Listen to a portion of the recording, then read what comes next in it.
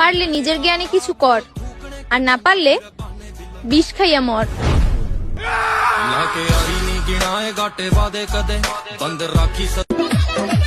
Wait wait wait, চলো তোমাদেরকে একটা ক্যাপশন শোনাই। ছাগলে খাই লতা পাতা, গরুতে খাই ঘাস, আর এবার আমি রেগে গিয়ে আমার এক্স এর বোনের বুঝে দেবো বাস।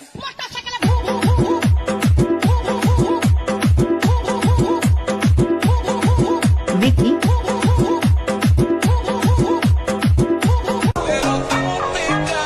একটা জিনিস খেয়াল করে দেখলাম, লয়াল ছেলেগুলো সানকিদের প্রেমে পড়ে।